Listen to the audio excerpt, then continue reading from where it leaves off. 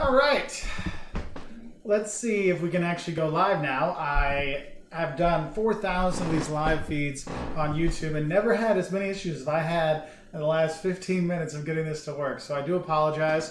For those of you that are online, welcome students. It's nice to see you here. We're going to try out a live feed from my kitchen today. So we're going to do that. I haven't brought up the old TV, to put it in here. You know, the kids always wanted a TV in the kitchen. So yeah, they'll be happy at least for today. Anyway, so what we're going to talk about today is, I'm trying to set this up so I can see if anybody has any questions. We're going to talk about the sales plan and strategic selling. But before we get started, some of you have actually watched the videos that I sent out last week, but maybe like 5 of you. So some of the stuff we're going to talk about today will cover a few of those things. So don't be like, well, we talked about this before. Well, yes, but most people did not watch it. So I want to make sure we get at least some of the good kind of sales techniques out there. So today's class on Tuesday, we're going to have live the first part of this. And then on Thursday at 4 p.m., we'll have the second part of it, okay? Sorry for the dark outlay here. Apparently we did not think of lighting when we thought about building this kitchen. I'll see if I can put some lighting on here that'll blind me. Oh, that's a little bit better, but never mind. I just broke that. Anyway, let's get started with talking about some sales plan and strategic selling. So first things I want to kind of talk about overall, what we're going to be going over today is, one, we're going to look at why do people really buy? Because the thing is, we might think they're going to buy because, oh, it's Apple. We buy because they're cool. Like, no. People buy for certain reasons, okay? We shouldn't lie to ourselves or deceive ourselves into thinking that people buy for a reason that they're not, okay? So it's important we can be really honest with ourselves to figure out why people really do buy for us. So we're going to talk about that. Then we're going to talk about creating value propositions. I know we did this in the first part of our project for the first project, but I think it's important to really rethink the value propositions that we can do online for your online digital marketing and social media marketing project, okay? And then we're going to go into developing a sales strategy, and we're only going to get about halfway through on today's class because we're only going to look to film for like 45 minutes, an hour, something like that. So I think we'll get to about that point there. But we'll cover things like technical buyers, probably the toughest buyers you're going to have to deal with when you are looking at sales because they're the ones that really know everything that needs to happen, okay? So we're going to talk about that. We'll get some of this response modes and feel about who is your ideal customer when you're going ahead. All right. So starting up, we kind of think about different reasons why people buy. Now, some people think, people buy because we have a relationship. We're friends. We're cool. People love me. They're going to buy from me. Well, yeah, you can think that, but in reality, it's a little different. They buy because they know where you live. Look, if I'm not sure if something's going to work, I'm going to buy from somebody I maybe trust or somebody I know, or I know where they're located. So in case something goes wrong, I have somebody I can deal with. Okay, that's one of the big things you really got to think about. It's not that you're cool, it's that they know you. Okay, and that's why relationships become very important in sales, because it's kind of like, I trust what people are going to deliver. It's like restaurants, you know what you're going to deliver. You don't always go to the best restaurant every single time, but you go for ones that you trust are going to deliver on the tasty meal promise, right? And so we have that. What's up, Culver's? Yeah, my wife said Culver's. See, I got everybody on there, okay? Now, another thing that people kind of think about when they think about why people buy, they buy because we're the cheapest. That's why. They come for the cheapest. That's what they're going to buy from us. Well, the thing is, people aren't necessarily buying because it's cheap. The real reason why people buy the cheapest thing out there is because, hey, I know I'm not getting ripped off. I mean, worst case scenario, I'm out the little bit I paid for this, okay? And that's a really important thing to consider, because think about it. When you go to the dollar store and you buy a toy there, you know it's probably not going to last very long, right? You're like, I'm not expecting this to be a mint classic condition thing. I expect you to play for it for a few days, it falls apart, whatever. It was the dollar store. And that's a different kind of mentality, because you think they're just buying it because it's cheap. No, they're buying it. Yeah, it's nice that it's cheap, but it's like, look, at least I'm out the least amount of money. Okay, so you really have to think about that kind of alternative, okay? Because people just want to think is like, look, at least I didn't overpay for it, okay? Now, on the other side, you might look at it in terms of, hey, people buy our products because we have the most features possible. I mean, how many of you have seen this when you see the car commercials, the Chevy commercials or whatever, and the people are driving their cars, and they're like, oh yeah, this comes at $23,900. You're like, wait, no, this souped up edition is $40,000. It's got the Apple Play, and it's got the moon roof or the sun roof, and has this, and it parks itself, and it does all these things. You're like, wow, that's so cool. The thing is, if you're thinking, hey, people are going to buy that car because of all those features, look, did you buy your car because it plays your music? No, all cars will play your music. All cars will get you from A to B. what we're looking for is when people buy because the most features, it's more or less looking at, hey, people realize I'm not going to use all those things, but there might be something I'm going to use in the future, so just in case.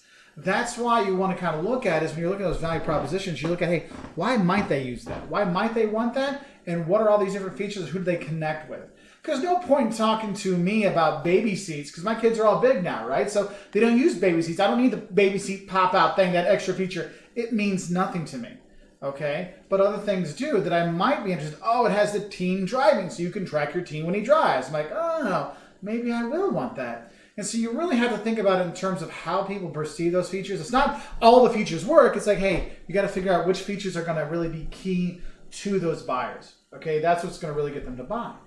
Now, another thing we want to look at is sometimes people say they buy because we're the best in the industry. Again, do you go to the best restaurant all the time? Of course not. The money, the kind of stuff. I want alternatives, all this kind of things. And there's this old saying they used to have, nobody gets fired for buying IBM. Well, it's true. The reason why you don't get fired for buying IBM is you can't ever say, it's like, well, at least we didn't get the best software. At least we didn't get the best computers out there. We didn't have the best equipment. Because how many times you hear people blame their equipment? Oh, my bat was broken. Oh, my gloves. I couldn't wear the right helmet for the game. People blame their equipment all the time. And the thing is, when people buy the highest end, best end stuff, there's no excuse then. Okay, that's why sometimes you're like, look, I'm worried my boss is going to be upset. Well, you know what? Why don't I just get the best thing out there so I don't have to worry about it? So I don't have a chance to mess up. It's kind of like, what wine do I bring to impress my lady friends or my guy friends' parents? Well, I'm going to get the nicer wine because the cheap stuff, they're like, oh, they're cheap. At least I got the best. I don't know what wine's great, but I know the price is there, so I'm going to do my best that way. So you really have to kind of think about these things. So a lot of us have this kind of misconception of why people buy, and it's good to realize that our perception of why we think they buy and why they actually buy might be really different. And that's why it's kind of important to really narrow it down. There's really only two reasons why people buy. Okay, one reason is they have a problem. Look, I'm overweight. I have a problem. Does your whatever help me lose weight? Does it help me solve this problem? And that's what we're looking for. So companies, hey, look, we're bleeding money. We got issues. Maybe we need to hire consultants that are going to help us solve this problem of where are we losing our money, right? Or maybe, hey, we have a problem. We need to make our customers happy. What do? Hey, well, we can sell, those organic burgers to McDonald's and they can have happier customers. Or the Impossible Burger. So the Impossible Big Mac or whatever. We're trying to solve that problem for them. Or maybe if you look at it, people don't know what's cool. Like, look, I don't know what the cool phone is. I don't know what I should get my 13-year-old or whatever. But, I'm like, if it has an Apple logo on it, I'll be okay. You're solving my problem because I don't know what's cool, obviously. Okay? So we're looking into those things. And you're just thinking about all the different kind of problems people have. Are we satisfying that? I mean, as much as I love Culver's, and I talk about Culver's all the time, one of the things that does help is, look, when I'm hungry, their food is tasty, which is great, but it's also filling. It works. I mean, that's one thing is when people say, hey, you want to go get sushi? I'm like, let me grab a bite to eat first, and then we'll go have sushi, because I'm always hungry afterwards, right? And so you kind of think about these things. Hey, is that problem going to get solved? So we got to figure out what are the problems that our products are solving, and that's what we can sell to people. That's where that value proposition stuff we're going to come into next comes in. Okay, now, the other reason why people might buy your products isn't because they have a problem. It might be they see you as an opportunity. Your product, your service might be an opportunity for them to make more money, to be more successful, do all these kind of things, right? And so we go out there and see that. So it might be for a business. If we have the iPhone as one of our options, that can give us an opportunity to sell more people on our plans, right? We have those things. Or you might look at it and say, hey, this could be my opportunity to fix something, right? And you look at all those different programs that are out there. So basically, I got a problem that I need help with, or I see you are going to help me make more money or do better at something, okay? And that's what you really have to think about. And if you have this kind of mentality, when you're setting up your value propositions, the reason why people buy, you're getting a better perception of what the customers are really doing, what the customers really want, and that can really help, okay? Now, am I still online, babe? So, because who knows? No one's commenting back, so there is that. So, next thing I want to talk about is looking at your value proposition. Yes. Yeah, I'm online, great. So, when you look at your value proposition, basically it puts into words the opportunities that your product and services offers. So what is so good about it? What's the value proposition for the University of Illinois? What are we offering you? We're offering you a high-class education. We're offering you future job prospects. We're offering you a fun time in the cornfields, right? These value propositions we're putting out there for people, we have that, and we kind of look at these things. And sometimes what you look at is the capabilities of your product, okay? So my new Samsung phone, 5G, right? Okay, so the 5G lets me stream faster, go farther, do all kinds of stuff, right? Okay, fantastic. It's giving me those capabilities. That could be a value proposition to certain people. Now, if I say 5G, well, does it really matter to a lot of people? Well, I'm not usually, when am I out and about with my phone? When I'm driving? Am I watching 4K movies when I'm driving in my car? No, it's illegal. So that's not going to get me to sign up. What's going to get me to sign up? Oh, well, you know how I got signed up to start using Samsungs? Years ago, I used to have iPhones, and I went in and I said, look, my iPhone, the camera sucks and the battery life sucks. What can I do? Like, look, if you want to take better camera pictures, we suggest the Samsung. It was like the S4 or something like that. Switch to it, that capability. Hey, that value proposition was worth something to me because I could use that in my videos and stuff like that. So there is that. Other thing that helps with your value proposition, proof to back up your proposed impact. Look, there's a reason why they have ads that'll say, look, this is how much the Wolters family saved shopping here versus here. That is a value proposition. We're showing proof of those kind of things, all right? And when you're putting together these value propositions, what's important is that you really put it into a direct, understandable way. Because the thing is, if I tell you, oh, it gets 33 mega amps of power, you're like, I don't understand what 30,000 megawatts of whatever means. Am I traveling in the future? Oh, that's gigawatts. I don't really know. You got to put it where people understand it. So if you're looking at light bulbs, look, average light bulb lasts 2 years. Our light bulbs last 7 years. Ah, okay, I understand that. It lasts longer. Oh, have you ever noticed when you buy TVs now, they'll have that little sticker over here saying, oh, this TV will save you $126 a year in electrical bills. They're putting it in a way you can really understand it, okay? So you want to make sure you're doing it those things. Like here, Wolters World. Be like some of our 600,000 clients who've learned languages faster and easy with Wolters World. So the thing is, we're trying to put a monetary number on there for that. Hey, Eric, good to see you up there. Anissa, good to see you. No questions yet, just listening so far. I'm glad some people are there. Thank you, Eric. It's good to see you come over from the Wolters World as well. Yeah, so we have those things. Now, when we start creating our value proposition, one thing you got to think about is we got to decide on what market is this value proposition being created for. I mean, think about it. When I'm making that minivan and I'm making those commercials for them, what's going to be the value proposition that's going to really reach out to them? So, I mean, we're parent. I'm a parent. Okay, I got 2 kids. One's 13, one's 8, right? And one plays soccer with a bunch of his buddies. Another one likes to go play tennis and other things. And I'm like, well, what do we need to do? Well, we got a carpool. So those value propositions you see is like, oh, the new Expedition or the new minivan holds 8 passengers. I'm like, oh, man, that's great. I can get everybody's kid in there, and then when I need help, they're going to help me out because I do the carpool. Yes! And so you start looking at those kind of things. But on the other side, think about it in terms of like grandparents. I know a lot of grandparents that are buying minivans because, hey, they're easy to get in and out of. I mean, you don't have to like hop down or push up. You just kind of like spin and step right out. Also, for grandparents, sometimes the parents are like, look, you can't take Junior with you because your car isn't safe or your whatever isn't safe and the minivan. Like, hey, I got a minivan so that my grandkids could go in here. So you start seeing those things. Here, I'm going to try a different lighting system here, see if this helps at all. When you stand closer to the thing, the light is better. It's when you step away that it readjusts the white balance. Oh, thanks, Ben. So my director over there of cinematography is helping me out. Hi, Eric. Hi, Anissa.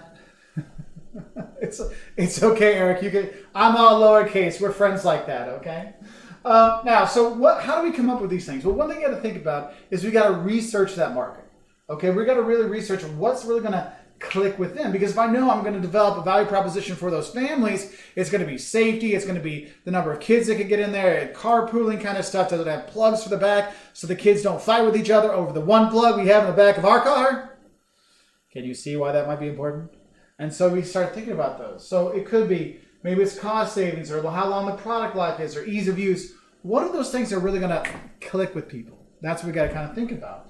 Also, we want to look at what the product or service will be offered. So what are going to be the main features and characteristics? Because sometimes mean, if you look at it in terms of car companies, like they never say it's like, oh, it'll get you to point A to point B. They say, oh, they talk about mileage, they talk about the design, they talk about the price, because I'm not really worried my car is going to get me from point A to point B, because all cars get you from point A to point B, right? So you have to think about those. And so what we really look at is if there's any kind of capability, anything out there that really resonates with any of those markets we want to get, that could be a value proposition we really want to talk about, okay? Now, keeping on with our creating a value proposition, one thing I said is make sure you define those benefits that market will receive from your product or services. What does that mean? It means write it out. Like you should be able to list out what are the 10 things that your product can do to help somebody. Who? Anybody, whoever it could be. So Wolters World, what are some of the value propositions there? Honest travel advice, insights in all kinds of destinations around the world, travel tips, language so you can be there and be a better tourist when you go. We're giving all those things that could resonate with people. Family travel advice. So hey, family travel advice. That could be for the family traveler going to go, but the honest advice, yeah, I'm tired of all these influencers that make every place look great, but they're not. Hey, we're honest about that. We see these different things that can resonate with people, right? So we want to kind of talk about those. And you really want to write it out.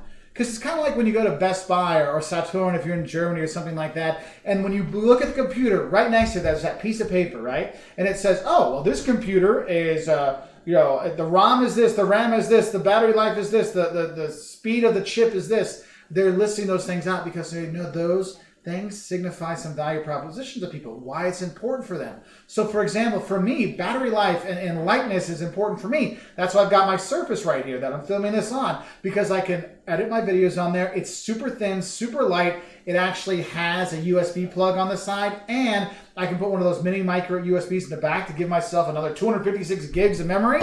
Heck yeah, that's awesome. So you got to think about these things. That's what we're looking at, okay? Now, other things you want to look at is look at the alternatives on the market.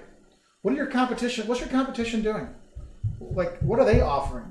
Because the thing is, if McDonald's is already offering the buy one, get one free thing, are we going to be special doing buy one, get one free, or do we have to make it something more? Because it's buy one, get one free for a cheeseburger. Well, maybe we need to make it like buy one, get one free for the chicken burger, right? Because chicken burgers are all the rage right now, right? So we're kind of thinking about that. And the thing is, it really comes with this is really knowing who is your competition.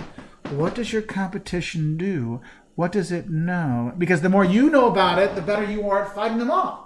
It's kind of like, if you ever see boxers, they'll watch the matches of the boxers are going to box again because they see, oh, he likes the jab and he likes the hook or whatever. You look at those things. Sports teams, they watch film. Why? To see what the competition typically does in certain situations so we know we can take advantage of that or watch out for it. It's the same thing in business when we look at these value propositions, okay? And I think one thing that's really important when you're talking about your value proposition, you really need to show. You really need to show that proof. That's why that's why it's important. You'll see in like the minivan commercials, you'll see the whole family pile in, or you'll see the mom drive up to soccer practice and then like 9 kids get in or get out or whatever. It's like, oh, hey, okay, I got it. It does really hold a lot. It shows a lot. That's why you see, our fold-down seats in the back let you put more in, and they put like a whole piano in the back. You're like, dang, that does hold a lot. I remember the first time I drove a minivan, we rented it, and I'm like, oh, we got a minivan. This sucks. And I got in, I'm like, man, there's so much space. It's so easy to get in and out of it. It's so easy to put the kids in there. This is awesome. Like, I would never thought that. I mean, who would think awesome minivan? But, there you go. So you got to kind of think about those things, right? Now, once you have your value propositions kind of thought up and these kind of things, you kind of start considering things. Now, what we want to look at now is developing a sales strategy. Really what I think about is, how am I going to sell my stuff? Who am I going to sell it to, right? We already started thinking about those things, but we have these kind of step-by-step things out there. We got to know the buying influences. What gets people to buy? What is that click? I mean, how many of you, when you see that buy one, get one free, you're like, well, maybe I do need 2, right? I mean, I've had a few too many Big Macs, so it was buy one, get one free. So, these things kind of happen, right? Other things you want to look at is you want to notice the red flags that are out there. I mean, how many of you have ever worked retail and someone goes, I'll be right back. Why don't you hold that for me? I'll be right back. I'm like, you know what? We'll put it back on the shelf. If you want it, you can come back and pay for it because they're not coming back, right? So you got to think about those things. Also, you got to know and relate to response modes. Basically, how do people respond to different offers? Like, is there well, maybe, I don't know. We have to think about those things. But also we look at it in terms of how people react. I mean, think about it. I know I'm overweight, so it's a lot easier to sell me weight loss stuff than if I was like, nah, man, I'm perfect. This is all muscle. It's going to be harder to sell to me if I don't see that I'm fat. Okay, so you have to think about that. Then we look at developing win results. You want to make sure somebody's winning, hopefully you. But we really got to think about the win results on here. Then we're looking at ideal customers, profiles, and then on Thursday, we'll start with sales funneling. Jack's on here. Hi, Professor Wolters. Is it important to update your value proposition over time? For example, with changing external environment or where consumers get confused. Okay, with something like something like COVID, you will need to adjust your value propositions in terms of what you're probably putting out there. Because right now, delivery in 30 minutes or less for Domino's isn't as important. So they're putting out the new value proposition of, hey, we actually have the touchless delivery. So we'll bring it, we leave it there, you get it out, and we don't actually have any physical contact. And so you might develop different value propositions for those certain times. And you know what? I'm going to guess when this is over, I don't know if Domino's will still have the touchless kind of thing, right? So you kind of look at it. So really it is important to adjust those. Because you look at it like Volvo, their big value proposition was safety, right? There's always about safe cars and safe everything. But then after time, all the cars were safe. So it wasn't like a special value proposition because, yeah, they're all safe. We need to adjust. What else do we need to do? We need to show these new Volvo XC90s and how cool they look. Because they do look cool. Like, way cooler than any Volvo I've ever seen before. So you see that. So I hope that helps, Jack. Let me know in the comments. So starting off, knowing the buying influences. So what you have to realize is sales are not always determined by one person. So, for example, today my wife was on the Meyer app and she's like, hey, what do we need to get? And the kids are, and Caleb was like, oh, we need to get a scooter. We need to get this. And you're like, no. We have multiple people that are really going to be getting involved here. So you have to think about who's influencing. And if you think about it, for my college students out there, who influenced you in deciding where to go to college? Right? I mean, I'm sure you had your dream destination, and maybe Illinois was your dream destination. Awesome. But maybe it wasn't. You still ended up there. How was that? Who were those influencers? So for universities, my buddies in the recruitment office, they're going to be talking to the guidance counselors, right? They're going to be talking to parents. They're going to be talking to students coming in. I mean, that's why they have those tours. So you can go on the tour to see the university. They're going to be on there showing the videos of everyone being happy and playing the ultimate frisbee on the quad and stuff like that. You'll see that, right? And so you're kind of like, right, okay, I'm starting to get an idea here. But you got to think about all those people that are influenced out there. Because I know for me, who influenced my college stuff? Well, I grew up in Illinois. My parents, my mom worked for the university. My dad went to Illinois. My brother went to Illinois. My cousins, they went to Illinois. I mean, it wasn't like, I wanted to go someplace else, but I ended up going to Illinois. Why? Because in the end, I had what we call the economic buyer. My parents were like, look, we'll pay for Illinois. I'm like, oh, okay. So we have to think about these things. There's more people that influence than just the actual person going to be using the product. So I want you to make sure you know all those influencers out there. And the thing is when we're looking at buyers, if I'm looking at buyers, there's 4 different buyers I want to talk about here, but I see there's a question. Eric. Hi, Mark and Jocelyn. Oh, sorry, Eric. Oh, Mark's channel. Gotcha. Okay. Well, I'll get back to you, Eric, on that one in a little bit, okay? So if we look at the different types of buyers, so you have what are called the economic buyers. These are the ones they're the one cutting the check. Okay, they're the ones that has the final yes or no. Okay, you have to always consider those because even if our kids decide, oh, tonight we're having pizza and it's getting ordered in from Pizza Hut and we're getting breadsticks and chicken wings and all this stuff and 12 gallons of Coca-Cola. Yeah, well, the economic buyer, my wife or myself, I could be like, you know what? We're not putting our credit card information in. So no, you're not getting all that today. So we have to think about that. What's going to get that economic buyer to actually pay for it? And this is one thing you'll see in children's movies. When they have the ads out there, they'll have the kid-friendly stuff, but now they'll throw some adult theme, not adult movie, but adult themes in there for maybe it's humor, maybe it's showing the real story, something like that. So parents are like, you know what? I could go see Frozen 2 with the kids. It seems like it's something. They're trying to give them other things to get that economic buyer to say yes. Okay? And the thing is, the economic buyer is one. Now, the user buyer, that's usually who you think of as your end customer. Those are the people that are actually using your product, right? The thing is that could be the student that's going to a university. They're going to use the education. They're going to take the classes and stuff like that. And so they are important. But again, maybe mom, dad, or scholarship, they might have more influence over it than what you want. But we kind of look at that. And the thing is, these user buyers, they're going to judge the impact of your product based on how it helps them. Okay? If it helps them, they're like, great, awesome, I like it. I'm more likely to buy it and be okay with my parents buying it or my friends buying it or whoever the economic buyer is buying it. So you have to think about them. Now, the next one we have are what are called technical buyers. And technical buyers, you'll see there's some more professional settings. I mean, in a way, well, you might actually see that one person is all this. Okay, these aren't like completely separate. Okay, you can have a mix and match of these. But technical buyers, they're there to really kind of screen potential suppliers. They're the ones that making sure does it have the right thing. It's kind of like when you look for a job, they'll have their thing. Okay, do you have a marketing degree? Do you have 2 years of experience? Have you interned? Those kind of check mark things, those are technical buyers. They're like making sure, do you have all these things we require? Because if not, then hey, we're not going to deal with that. But I'm going to go more into the technical buyers here in a little bit.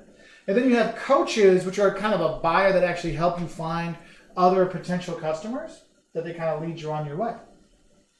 Now, when we're looking to find our decision makers, we really have to start doing our homework. We have to figure out who really does make that decision. Who is the person in the business is the one that will bring it to somebody's attention? Is there somebody's job that's out there to find potential new things? So, for example, for Wolters World, we've been contacted by some production companies over the years to interview for TV shows. And so what they end up doing is like, well, their job is just to go out and find people. And then if they say, hey, we like the interview, then they'll pass it on to the next one that will make the more serious decision. Obviously, we have not made it all the way yet. So, hey, we have not made it to the economic buyer, but we got to realize hey, we got to get into the production companies first before we can get into travel channel, which doesn't actually show travel, but you get my point, right? So you have to think about that. And so we start looking at those things. And so that's why it's important when we start seeing who those real buyers are, we start looking at what value propositions are really going to focus on them and really help them the most. Okay? So when we do get a chance to talk to them, we're ready. We planned what the first thing we're going to say is, the second thing we're going to say is, and so on and so forth, and we're going that way. Okay? Now, when we do get with our decision makers, how do we deal with them? How do we find them? How do we do all this stuff? Well, one thing you want to look at is your network. Who are you dealing with? Who knows somebody? I mean, how many of you have met somebody who's like, hey, could you introduce me to them? Because you know that they knew them, right? I mean, you can look at that so you can use your connections. Sometimes you might partner up with other people. Like, hey, I'm a ketchup salesperson, and I'm my buddy, the mustard salesman. We're going to work together and give each other ideas and tips and say, hey, the store down the street just brought 10 gallons of mustard. They probably need some ketchup to go along with it, right? And so we might work together and partner together with that. But I think really the key thing in sales, if you're not going to get a sales, make sure you're keeping that door open. Don't be upset. Be like, oh, you don't buy from me? Well, on you. No, you don't want that. You want to keep that door open for people because you never know when someone's going to show up at your door. You know, I've had students that in my class that didn't like me or mad at me, all kinds of stuff. But when they showed up at my door, I'm like, hey, look, my door's still open. You might not like me, but I still want to help. And they'll show up at the door and we'll have a talk and I'll help them out because you want to keep that door open. And what helps is if you educate your clients. Hey, here are the main issues we're seeing in the industry right now, okay? So keep up with it. If you don't buy one from me, I want you to be ready. And the thing is, if you have a friend who told you the future and they keep telling you the future and all of a sudden it's time for you to make a decision about your future, aren't you more likely to work with them? Yeah, you kind of think about those things. Another thing that really helps with decision makers is make sure you're adding value. And when I say add value, I mean like you're giving something to them that they go, hey, this is actually valuable material. And it could be the products or services you're selling, the benefits you have. Remember, solving that problem. Remember, finding ways to help them be successful. We want to look at those kind of things. All right? And what you'll see is over time, you can build your credibility, showing that you've proven what you've done. That's why reviews and stuff like that are so important, because it shows that, look, we've done our job and other people are happy with this. Okay, so you got to think about those things. And that's why overall in sales, relationships become so important, so you want to make sure you're nurturing those. Okay? Now, when we're looking at selling to people in our network and whatever, these technical buyers, these are the toughest sell. Because their whole job is to make sure that this is a system that will work for that business. And they will go through all the things they need. Because a lot of times their whole job is just to screen out people. It's not to evaluate 40 different companies to work with. It's that how do we knock it down to 4? Well, that technical buyer will be like, okay, do you run on a Mac system or a PC system? Okay, you run on Mac. We don't use Mac here. So boom, that gets rid of them. Okay, who's been in business for at least 10 years? Okay, they haven't. Boom, move them over here. And so you start seeing those things. Okay, so you're kind of going through that. They serve that purpose of weeding out stuff. Okay, or they could be gatekeepers if you prefer. Because honestly, you can't evaluate every single offer that comes out there. You really need to be able to narrow it down because it's just too much time. It's too time consuming. And if you might see that where it's there's a commercial on Fiverr right now, oh, do you have time to go through these 50 different freelancers? Or let Fiverr narrow it down for you with their filtering tools. Because that filtering can actually make it that way. It's funny, I'm trying to switch the slides with that computer, but it's this computer here that switches it. See, we're all working together today. All right? We're all figuring it out. So other things with our technical buyers, there's a lot of stuff you can learn from those technical buyers. One thing is you got to understand is what questions those technical buyers are asking, but not just what they're asking, why are they asking it? If they're asking, hey, think about it. You go to a job interview and they go, hey, could you work 100% on 100% travel? Yeah, I could do that, but why? Am I going to be traveling all the time? You have to think about these things. Why are they asking that? Because sometimes you might see, it's wait, why would they ask that question? Because of this and that value proposition. Hey, this value proposition goes with that. It gives you another selling point to come in with. Okay, so you want to look at those things. Now, other thing I want to look at. Now, I've talked about looking at the whys. That's where we're looking at their reasoning. Because one of the things you need to realize is sometimes those technical buyers, they're the ones that will be the ones implementing this new computer system or whatever. They're the ones that's going to have to do the training. They're going to have to be the ones that are kind of they're going to be managing this change and managing this new product. So for them, they want to make sure they're not screwing themselves over, right? And so they want to make sure that everything's lined up. That's why it's look, I want to have a good feeling. Do we have a good relationship together? Because if all of a sudden I say, look, I can buy from you, got a great product, but I don't like you personally, or I don't like how you do business, maybe this isn't going to work long term. Technical buyers are looking out for those things. So you got to really pay attention to all those things. Okay? Now, one thing that technical buyers really do know is your strengths and especially your weaknesses, because it's their job to understand the market. So they know you. They know your competitors. They know why your competitors are better than you. They know why you're better than your competitors. There's all kinds of stuff we have to kind of put together here. So you need to be rock solid knowing why your product rocks, or where you can have some, you might need to answer, be prepared to answer those questions when people say, hey, is something going wrong there? Okay, so you kind of have to think about those things. Now, one of the things I always like to say is if you have a weakness and you don't prepare an answer for that, the technical buyer is just going to hammer you on that. Why aren't you doing these things? When is it going to be fixed? Why haven't you thought about it? Why haven't you done anything about that? That's their whole job because they're the ones going to get in trouble at their job if this purchase doesn't work right. Okay, so kind of think about those things. Now, when you are dealing with these technical buyers, it's really important that over time you start to develop your professional selling skills and also your technical skills about your product you're selling or service you're selling, because the technical buyer knows all the technical stuff, so you need to know it too. It's kind of like, for example, Facebook will have someone call me and they're like, hey, we want to talk to you about Facebook video. And more than half the time when I talk to them, it's more like I'm teaching them versus them telling me anything I don't already know. I'm like, you're not really helping me. Why do I want to work with you if you're not actually educating me, right? And so that's one thing you got to think about, because your buyer will rate you and be like, look, you don't know anything. If I'm teaching you, why would I work with you? I can just work with myself. And so we have to kind of think about those things. And the thing is you have to realize is no sales professional is 100% confident in what they're selling, what they're doing. And the thing is, how do you gain confidence? Practice, practice, practice, research, research, research. Do your research, know the answers, figure out what you can do to answer those questions, and that will be really, really helpful. Okay? Now, I know I'm really focusing a lot on these technical buyers, but I think they're the most important one for us to focus on, okay? So if we look at selling to technical buyers, really got to understand your product and service, like I said before. So one thing I like to say is one sales professional will know it. You'll know it backwards, forwards, sideways, inside out, outside in, all those things, because then it really shows that technical buyer like, okay, I'm dealing with someone that truly understands the market, understands their product, and understands what we need. That's why you do all that research, because you can say, is, look, this will help you with transitioning 42,000 students to an online class system. Okay, you obviously done your research knowing what we need, okay? So you got to think about that. And believe me, your competition knows all of your weaknesses and was glad to share them with the technical buyer before. Now, once we got through our technical buyers, now we want to look at things we call notice and dealing with red flags. How many of you know what a red flag is? Ever gone on a date and someone did something, you're like, that should be a red flag. Like, They're not looking at me when they're talking. They're checking their phone all the time instead of talking to me. Red flag, red flag. Remember, 3 red flags, it's a black flag, you get rid of them, okay? It's like, And so when sales, you see these red flags as well, right? You see when people are like saying no, or they're not sure they're going to buy, or when they're selling something, like, wait, that doesn't make a lot of sense.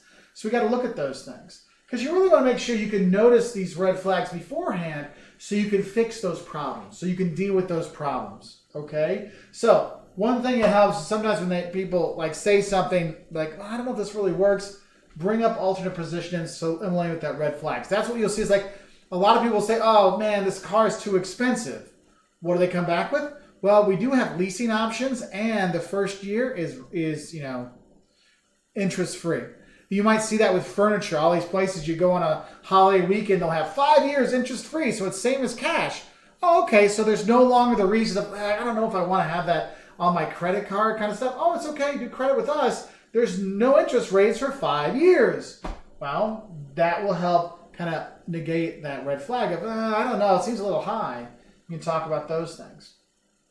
Now, the thing is, with these red flags, you don't just see them, you have to do something about them. So how to think about it is for a lot of people, they'll see is what are the usual red flags, why people say no?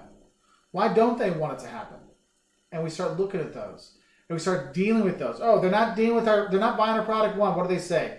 Well, they say it's too expensive. Okay, let's come up with different financing options. Let's come up with leasing options. Okay, we've got that. Well, what if they say, well, red's not my favorite color. Oh, well, we can get you a black Lexus here in 2 days.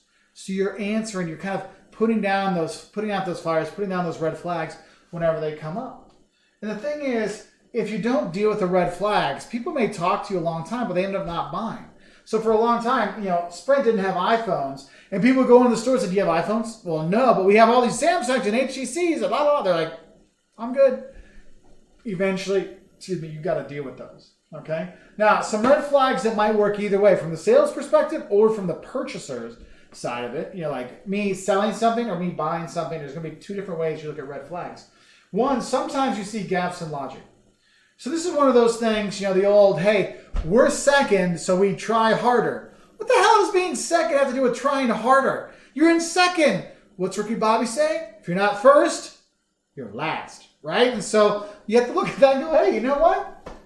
That doesn't mean you work hard. It just means you're in second place. Like show me that you're working harder. Oh, we're the second biggest car rental place, but we're number 1 in customer service. All right, I can deal with that. Okay, I see what's out there. You want to look at those things. Another thing, if the numbers don't add up, this is one thing. They have these things called multi-channel networks, and what they do is they'll write YouTubers, be like, hey, if you want to get more views and make more money, we can help you. I'm like, really? They're like, yeah, we can increase your views by 50%, and all we need from you is we'll split your revenue 50-50. I'm like, wait a minute. So you're going to increase my stuff 50%, but take half my money. So I'm going to make less money now than I did before. That doesn't make sense. Why would I ever sign with you? And that's why I always tell people, don't sign with a multi-channel network, because a lot of times they're just doing crap like that. The numbers don't add up. That's why one of the things I always love when we do evaluations and stuff, like, oh, well, we're going to have 30% growth for the first 10 years, and after that, it's going to be 10 years forever. I'm like, 10 years forever. So you're going to overtake the entire world economy eventually. That doesn't make sense. Give me more realistic numbers here. So make sure you see those things, okay? Also, one thing that's really important, and if you're looking for roommates, very important, know the history. Lack of payments or late payments. I'm sure some of you have had a roommate that might have missed a rent payment or 2. Or some of you are back home now figuring out, how do I pay the rent for the rest of the year when my other roommate's totally blown out of town? Hey, you see that red flag, how universities now and where they're renting apartments are out there like, no, look, you get a 4-bedroom apartment, but you only have a lease for 1 room. So you're not on the hook for your other 3 roommates that might not show up. Hey, and so they start seeing these things. They see those red flags. Why people would say, no, I can't get stuck with 3 extra roommates that aren't paying. Don't worry. That sale, that lease is only for you and your 1 room. You don't have to worry about the rest. So you kind of do those kind of things. But the lack of payments one, that's why, like, look, do I want to sell to them if they're not paying? Because they hadn't paid someone else before, they're not going to pay someone else again. It's like, look, if someone cheated on you once, they're probably going to cheat on you again, right? And so you have to think about these things, okay? Now, next step I want to talk about are the response modes, okay? We look at response modes, we basically want to know how the key influencers are going to kind of react to our proposal, how they're going to feel about our proposals. And there's kind of 4 things we want to talk about, 4 different ways, okay? And the thing is, when we look at how their response will be, there's some things that influence it. One thing, you look at the buyer's perception of their situation. If they see they have a problem, it's going to be different if they don't see they have a problem, right? Also, they're going to look at how your proposal might help them. If they see that your proposal might help them versus they don't think your proposal will help them, that's going to influence it, right? And there's some other stuff on here too you want to think about. And so no matter what you're doing, you have to realize that there's going to be different responses out there. And so the first response is what we call the growth one. And this is the perfect client. They realize they have a problem and they realize that your product could be the solution to their problem. Or sorry, your solution be a solution. Your product could be a solution to their problem. Sorry, live TV. What are you going to do? So that's what you see here. And this is the thing is you need, so to get them to buy in, you need to show that why your product is better than all the competition. Okay, because they know, look, I know I need to lose weight, and I'm sure that those DVD workout plans could work. But what's going to be best for me? Right? And so let's say why that one's better than P90X or faster way to fat loss or ideal protein or all those different things. What makes your one better for me? That's what we have to think about. Okay? And so you look at that. Now, that's a perfect situation. You know, hey, they see there's a problem. They think you could help them out. That's nice. But the thing is, it doesn't always work out that way. Sometimes you have what are called the trouble response. In the trouble response, the buyer sees there's a problem, but it's not sure which product's going to be working for them. It's like, yeah, I don't really know what's going to work for me. I see I have a problem, but I don't know what to do. In this situation, we need to help them eliminate their problem and show why we would be the best one for them. I mean, that's like the same other one, but this one we have to explain, look, our product really helps in this situation because of X, Y, and Z. So you're really pushing some of those value propositions that that the customer hadn't really thought of, okay? And so if you think about it, look, there's a lot of products. I mean, I'm thirsty right now. There's a lot of products out there that can quench my thirst, right? But what's going to work best for me? I don't know. Well, hey, look. This nice Wolters World cup full of water was sitting right there. And they said, look, we see you have a problem. You don't know who can help you? We're right there for you. We can help you quench that thirst right now. That's why vending machines are all over the place. Because they're like, look, people realize they get thirsty, but they're not always sure what they want to drink. We'll make ourselves a convenience product, so it's right there. Be like, look, we can quench your thirst now.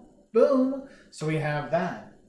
Now the next two response you see, one, you have what are called confident responses. So there they see there's no problem. And honestly, sometimes you see there's people that have no problem. There's no reason to talk to them because they don't really have any issues.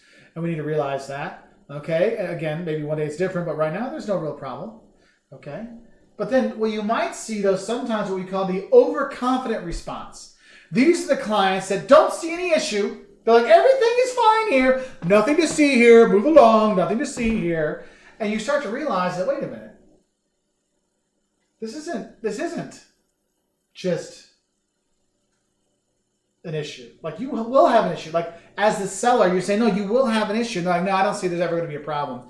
So what you do in this situation, when the client doesn't see any issue out there, you want to explain to them, look, this is how the market's changing. Here's what you could do with us to help adjust these changes in the market. And then hopefully, eventually, when that trouble hits and they realize that there's that trouble, they're like, man, that one guy came and he talked to me about this 2 months ago. Why didn't I listen? Maybe I should call him up. Because then you've seen them beforehand. That's why making sure, don't ever close that door. Let you educate them. That can help you, and well, that can help them, realize what a good person you are and how much it's good to work with you, and you might be able to work with them. So you want to kind of think about those things.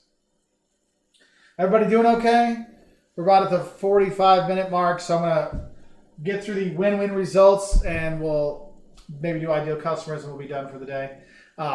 So the next step we look at is what we call win results. Because you want to win, right? You want to make money. You want people to buy your stuff. But also, wouldn't you like your clients to be happy sometimes?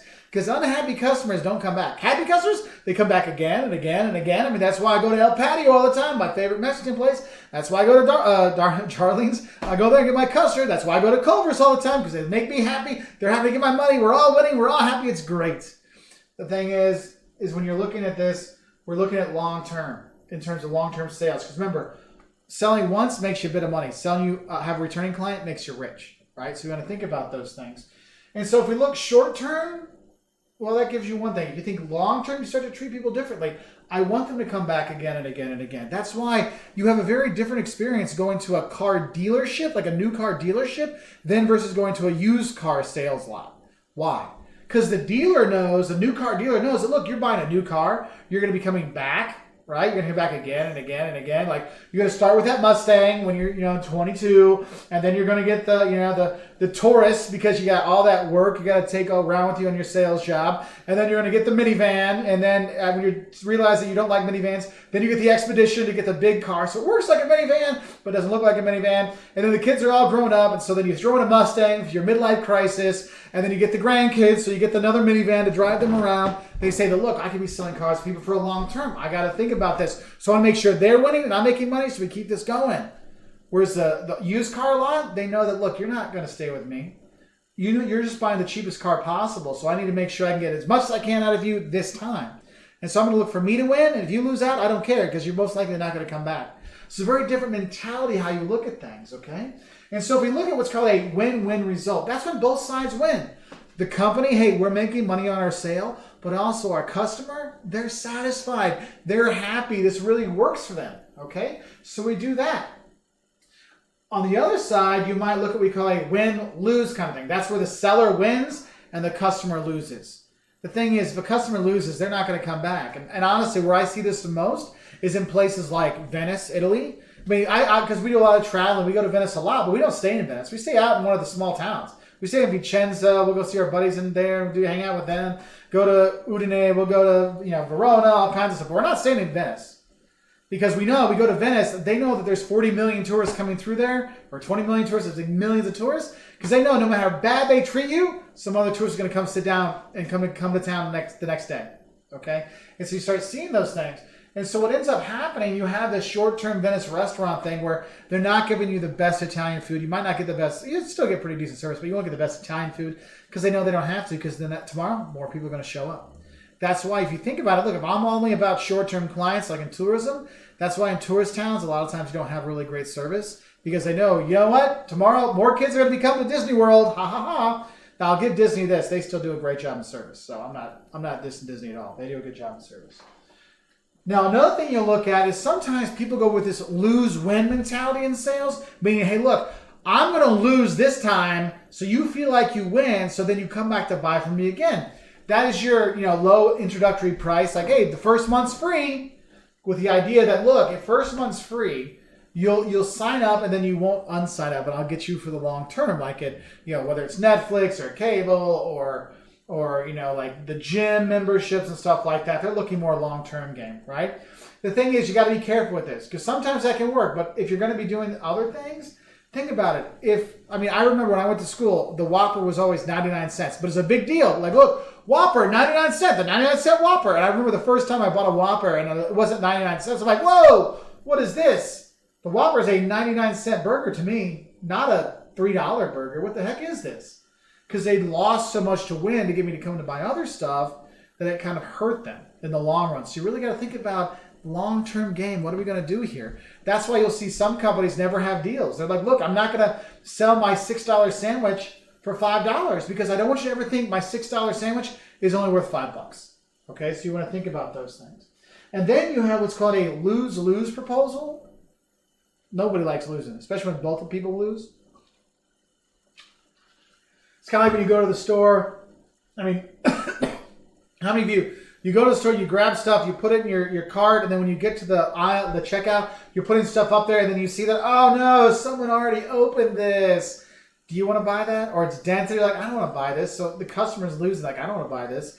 And then the company, they don't want to sell that. It's like, look, we don't want you to be unhappy. We lost a product. So it's kind of a lose-lose situation. So not really something you want to kind of do. So we kind of look at that. So it's really important we kind of think about this win-win situation. How can we make it that we win, but also our clients win, so long-term they keep coming back again and again. Okay? So ideal customers, real quickly. Look, we all have ideal customers. The people we love working with. I have students I love working with. all of you this semester. You guys have been awesome. Thank you very much. But when we look at ideal customer profiles, we got to really determine what is the typical qualities of those customers that we just love. Like, what do they do? How do they shop? What do they buy? These kind of things. Because once we start to figure out who's our ideal customer, then we can go out and target more of those ideal customers and bring more of those ideal customers in, which is really nice. So we want to make sure we're kind of tracking all these kind of things. Because your ideal customer, those are the ones where you both win. So we want to figure them out, right? And the thing is, though, we don't always get our ideal customers. Sometimes you got to work with people that suck, okay? It's just the way it is. It's not fair. It's not fun, but it's just the way of life. Some people just suck, okay? And we got to work with them. So sometimes with these tougher customers, what does that mean for us in sales? Well, one, it's going to take us longer to get our sale done because they're going to be tougher negotiations. They're going to be doing stuff. I know a buddy of mine, he's trying to sell his house, and they're like, we know you're trying to get rid of it, so we want you to pay for a new floor. We want you to do all this and this and this. And I'm like, dude, that's really sucky. He's like, yeah, but I want to sell the house. So I don't care. I'm like, all right. So you're going to kind of lose out just to get rid of it. Fine, but you got to think about this. Like, do I want to deal with it? I told him, like, look, tell him to screw off. Tell him, like, you know what? I'm going to sell my house to somebody else. Because sometimes that's what you do with tough customers. Like, you know what? The customer is not always right. You want to be fair, but you don't want to give the house to them for free because there's a crack in the door, right? So you don't want to do these things. So be careful with that. Also, these relationships with tougher customers are harder to manage. Usually making lower margins on them because they're not giving in and stuff like that. That's what's nice about, customers that come back again and again and again. Like, I go to Culver's, we all get our normal Culver's mail, but you know what? When the kids go up for their free Scoopy, custard thing, I might wander up as well and go buy myself one for myself. Whereas at McDonald's, like, no, we get our meals, we're gone. Like, we're drive through and out, right? And so we kind of think of it that way. Now, another thing you want to look out for is tougher customers. Usually not good for references either. So you're not telling them, hey, don't forget to write a reference and don't forget to, write a review. You're like, no, we're good. Maybe, I don't mention that to them when they go because tougher customers will be tougher when they're online as well, okay?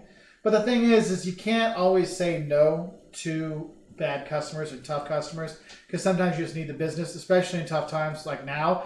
Like, I look at it in terms of, with the coronavirus and stuff like that, so many businesses are hurting. And when stuff starts going again and I think people are selling again, there's going to be people like, oh, I want a deal. And be like, look, no one has any money. No one's out shopping. I got to do something. You're going to have people that are kind of jerks and you're going to have to deal with them for a while. But always remember, those companies that screwed you over, remember that. And so when you have the choice, don't shop with them. Okay? So I think I'm going to wrap that up for today. We'll start with some more sales stuff here on Thursday. So if you want to come Thursday at 4 p.m., I'll be back online with more sales stuff. And do me a favor. Let me know in the comments or in the thing or if you're send me an email at Wolters World or these kind of things. Let me know what you thought about this kind of lecture here, this live lecture, to see how it works. Because I'm debating if I want to do some more of these or if I'm going to do Zoom or if I just try to film some more YouTube videos and just have the 5-minute ones. Because I feel like the 5-minute ones, they work better because you can kind of break it up. But it's also, for me, this is actually more fun doing this in one go and letting you all hear these kind of things. So do let me know. I wish you all the best. If anyone has any questions or anything, I will stay on here for a couple more minutes because me talking now, you actually get about 30 seconds later. So.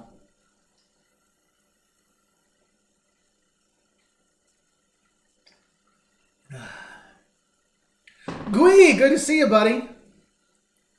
As a researcher in the agribusiness, I can tell you companies do a lot of value proposition projects, learning mostly why farmers buy it more than just what they buy. Great subject. Yeah, Gui's right. Gui's down in Brazil. He knows his stuff, man. Agribusiness is huge down there. And really understanding your client, the why people do things is all the difference in the world. So, cool. You're very well. Emily, hey, good to see you on there. Hey, Michelle. You like the live lectures or Zoom? Lauren. Hey, Ethan. Maggie, good to see you. Matthew Bloomberg's on here with his dunce cap. I don't know. His little asterisk there. All right, so I'll try to do some more. I'll do these live things for a bit. So we'll do these live ones. I'll try to position different parts of the house so you get a different background each time. I haven't done the Zoom stuff yet because the one class that we have, the 2 p.m. one, is so big it doesn't work very well. The smaller class could work, but then I want everyone to have a chance to watch. So we might do this, and then there's some questionable Zoom privacy concerns I have. So This way, it's a little bit more like we can kind of separate things, and you all can contact me directly because we're all tight like that, so it's kind of cool. Ben, his uncle works in value chain analysis, so this is very interesting to him. Being cool, good to hear. You're welcome, Sarah. Good to see you on here. All right, any other things? So I had my exam this morning, and I just sat with this live thing on for 2 hours. It was fun. Anyway, I wish you all the best. Oh, Ben. Oh, Ben's still in. Okay. No other questions? Nothing else? All right. I appreciate y'all watching. Hope we do some more of these. I think we'll do more of these because I think with the amount of videos I would have to film for you all in the digital marketing stuff, I'm at slide 247 right now, of which I think when we do the live stuff, we're probably going to get like 100 of them done, but that's okay. I want to give you a bunch of extra stuff as well because I'm actually writing a textbook for my social media marketing class, and so I'm kind of putting all this stuff together so they can be like, hey, you're going to the first part of it, and there's those things. So I wish you all the best. Thank you everybody for watching. I really appreciate it. Hi, Jocelyn Wolters. You're cute. Anyway, I'll see y'all later. Bye, everybody. I miss you. It's no fun. Well, it is fun teaching, but it's not fun teaching without you guys. Bye.